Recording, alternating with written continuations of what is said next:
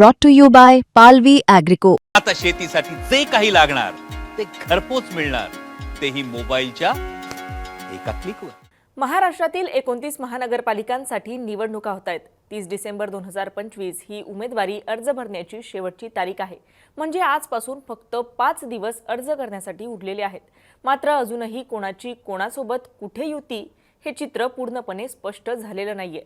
काल राज ठाकरे आणि उद्धव ठाकरेंनी युतीची घोषणा केली. मात्र इतर पक्षांची नेमकी काय स्थिती आहे? अजित पवार 2 दगडांवर पाय ठेवत असल्याचं बोललं जात आहे.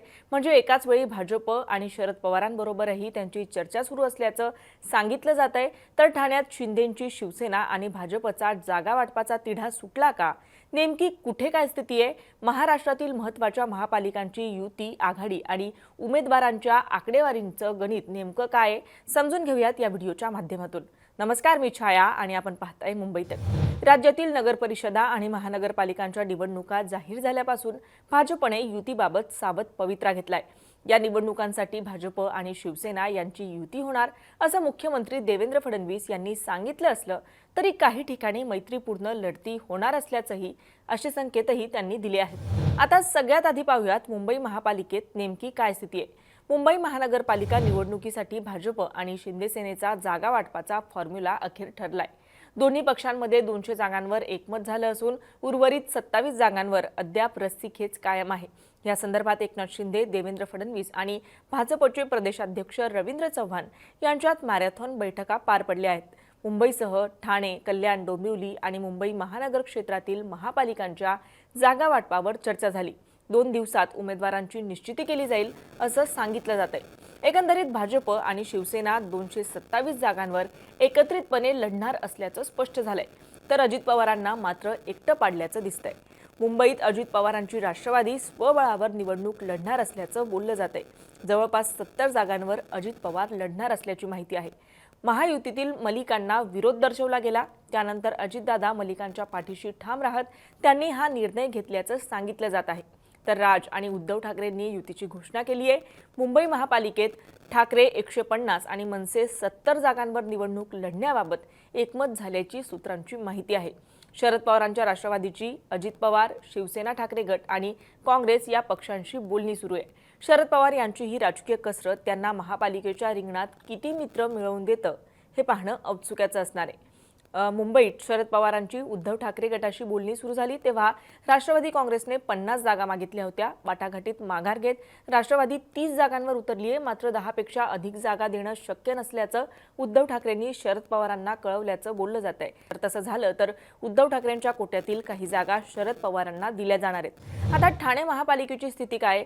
तर उपमुख्यमंत्री एकनाथ शिंदे यांचा बालेकिल्ला असलेल्या ठाण्यात चर्चेच्या पहिल्याच टप्प्यात भाजपने सध्याची परिस्थिती पाहून जागांचा निर्णय घ्या असा आग्रह धरला होता. बोलणी पुढे सरकत असताना किमान 50 जागांचा आग्रह भाजपकडून धरण्यात आला. इतक्या जागा देणं शक्य नसलं तरी घोडबंदर, जुनं ठाणे तसेच वर्तकनगर पट्ट्यातील कोणत्या जागा भाजपला देता येतील याची चाचपणी आता शिंदे सेनेने सुरू केली. ठाणे शहरात एकनाथ शिंदे यांच्या पक्षाची ताकद मोठी असली तरी गेल्या काही वर्षात भाजपची महत्त्वाकांक्षाही वाढली आहे. अखेर ठाण्यात भाजप 45, शिंदेसेना 81 आणि मित्रपक्ष आनंदराज आंबेडकर, आठवले यांना 5 जागा दिल्या जाणार आहेत. तर कल्याण, डोंबिवली, नवी मुंबई पालिकांमध्येही हीच स्थिती आहे. या परिस्थितीमुळे उभाटा आणि शरद पवार गटाला अवकाशच मिळणार नाही असं गणित मांडलं जात आहे. नगर परिषदांच्या निवडणुकांमध्ये या दोन्ही पक्षांना फारशी चांगली कामगिरी करता आलेली नाहीये. महानगरपालिका निवडणुकांमध्ये चांगली कामगिरी करण्यासाठी ते आग्रही आहेत, पण मतांची विभागणी आपल्यातच झाली तर त्यांना अपेक्षित मतं मिळणार नाहीत असं भाजपला वाटतं.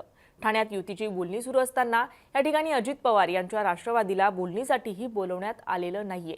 विशेष म्हणजे अजित पवार यांच्या पक्षाच्या स्थानिक नेत्यांनीही यासाठी पुढाकार घेतल्याचं बघायला मिळत नाहीये. तर दुसरीकडे ठाणे महापालिकेसंदर्भात महाविकास आघाडीच्या नेत्यांमध्ये जागा वाटपाबाबत महत्त्वाची बैठक पार पडली आहे. या जागा वाटपात काँग्रेसला 9 ते 12 जागा सोडण्याची तयारी महाविकास आघाडीतील नेत्यांकडून दाखवण्यात आली. परंतु काँग्रेस पक्षाने 35 जागांचा प्रस्ताव मांडून तेवढ्या जागा देण्याचा आग्रह धरला.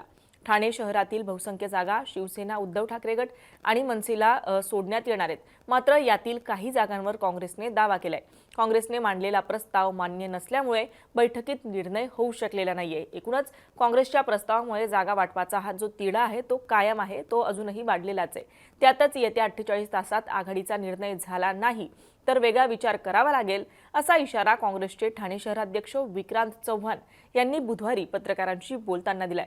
त्यानंतर आता शिवसेना ठाकरे गटाला 50 ते 55, राष्ट्रवादी शरद पवार गटाला 35 ते 40, त्यापाठोपाठ मनसे 25 ते 30 जागांवर निवडणूक लढवतील असं म्हटलं जातंय. तर काँग्रेस 10 ते 15 जागांवर निवडणूक लढवेल अशी माहिती समोर आली आहे. मात्र या जागा वाटपावर अद्यापही अधिकृत शिक्कामोर्तब झालेला नाहीये, तरी आज किंवा उद्यामध्ये अंतिम निर्णय घेतला जाणार आहे. ठाणे हा उपमुख्यमंत्री एकनाथ शिंदे यांचा बालेकिल्ला मानला जातो. त्यामुळे या बालेकिल्ल्याला खिंडार पाडण्यासाठी महाविकास आघाडीने सर्व ताकद पणाला लावली आहे. पुणे महापालिका निवडणुकीत काय स्थिती आहे तर पुणे महापालिकेच्या निवडणुकीसाठी उपमुख्यमंत्री एकनाथ शिंदे यांची शिवसेना आणि भारतीय जनता पक्षाच्या महायुतीचं गाडं पुढे सरकलेलं नाहीये.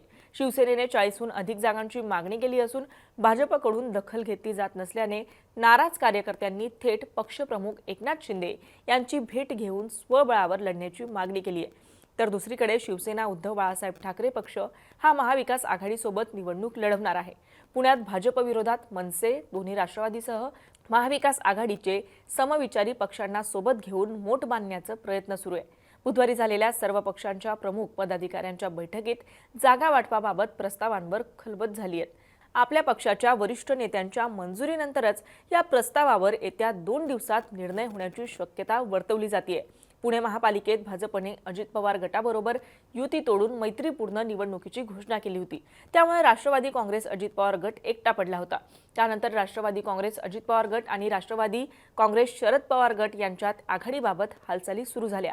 शरद पवार गटाचे माजी महापौर प्रशांत जगताप यांनी राजीनामा दिल्यानंतर सुप्रिया सुळे यांनी स्पष्ट केलंय की पुणे, पिंपरी चिंचवडमध्ये दोन्ही राष्ट्रवादी आणि आघाडीला सोबत घेऊन लढण्याचा प्रयत्न असेल. शरद पवार गटाने अजित पवार गटाकडे 40 ते 45 जागा मागितल्याची माहिती आहे. मात्र एवढ्या जागा न देता 30 जागा देण्याची तयारी अजित पवार गटाची असल्याचं समजतंय. स्थानिक नेत्यांची बैठक पार पडली आहे. मात्र या संदर्भातला अंतिम निर्णय सुप्रिया सुळे आणि अजित पवार घेणार आहेत. आता नाशिक महापालिकेची काय स्थिती आहे तर नाशिक महापालिकामध्ये भाजप सगळ्यात जास्त जागा लढवणार आहे. शिंदेच्या शिवसेनेसमोर 25 ते 30 जागांचा प्रस्ताव भाजपने ठेवल्याची माहिती आहे. भाजपचा हा प्रस्ताव शिवसेनेला मान्य असल्याचीही माहिती आहे. नाशिक महापालिकेसंदर्भात जागा वाटपावर चर्चा करण्यासाठी मुख्यमंत्री देवेंद्र फडणवीस, उपमुख्यमंत्री एकनाथ शिंदे, मंत्री गिरीश महाजन आणि मंत्री दादा भुसे यांच्यात बैठक पार पडली. शिंदेच्या शिवसेनेची आधी 45 जागांची मागणी होती. मात्र भाजपकडून त्यांना 25 ते 30 दरम्यान जागा सोडण्याचा प्रस्ताव असल्याची माहिती सूत्रांनी दिली आहे. यावर दोन्ही पक्षातील नेत्यांमध्ये सकारात्मक चर्चा झाल्याची सुद्धा माहिती आहे. त्यामुळे लवकरच नाशिक पालिकेसंदर्भात सेना भाजप युतीची घोषणा केली जाणार आहे. तर दुसरीकडे नाशिकमध्ये ठाकरेंची शिवसेना आणि मनसेमध्ये युती झाली असून त्यामध्ये उद्धव ठाकरेंची शिवसेनाच मोठा भाऊ असणार आहे. नाशिक महापालिकेच्या 122 जागांपैकी 72 ठाकरेंच्या शिवसेनेकडे तर 50 जागा मनसेकडे राहण्याची शक्यता आहे. यात माकप, वंचित, राष्ट्रवादी काँग्रेस यांच्याशी बोलणी सुरू आहे. त्यामुळे या जागा वाटपात मित्रपक्षांना सामावून घेतल्यानंतर त्यांना किती जागा दिल्या जातात त्यानुसार फॉर्म्युल्यात बदल होणार आहे. तर संपूर्ण राज्यात काँग्रेस आणि महादेव जानकरांच्या राष्ट्रीय समाज पक्षाची युती असणार आहे. तर मुंबई, नाशिक, ठाणे, पुणे, कल्याण, डोंबिवली, मीरा भाईंदर, संभाजीनगर यांच्यासह इतर महापालिकांमध्येही ठाकरे बंधूंची युती असणार आहे. मात्र या सगळ्यात नेत्यांचा निर्णय लवकर होत नसल्याने अनेक कार्यकर्त्यांची मात्र कोंडी झाली आहे. भाजपसह सर्वच पक्षांमध्ये सध्या इतर पक्षातील कार्यकर्त्यांना प्रवेश देण्याचा धडाका सुरू आहे. त्या स्थितीमध्ये अनेक वर्ष प्रतिस्पर्धी राहिलेले अनेक जण एकाच पक्षात आले आहेत. त्यामुळे दाखवलेले कार्यकर्ते उमेदवारीसाठी दुसऱ्या पक्षाची वाट धरण्याच्या मनस्थितीत आहेत. पण तो निर्णय घेण्यासाठी पक्ष अंतिम निर्णय काय घेतो याकडे सगळ्यांचं लक्ष असून कोणता झेंडा हाती घेऊ अशी या सगळ्यांची स्थिती झाली आहे. मात्र एकंदरीत राज्यात सुरू असलेल्या या सगळ्या गणितांविषयी तुम्हाला काय वाटतं? तुमची मतं काय आहेत? महाराष्ट्रातल्या सगळ्यात जास्त महापालिका कुणाच्या ताब्यात असतील? महाराष्ट्रात महापालिका निवडणुकांमध्ये सगळ्यात जास्त हवा कुणाची असेल? तुमची मतं काय आहेत? आम्हाला कमेंट करून नक्की कळवा. आणि मुंबई तकला जर आपण नवीन असाल तर मुंबई तक चॅनलला सबस्क्राईब करायला विसरू नका. हा व्हिडिओ पाहिल्याबद्दल धन्यवाद.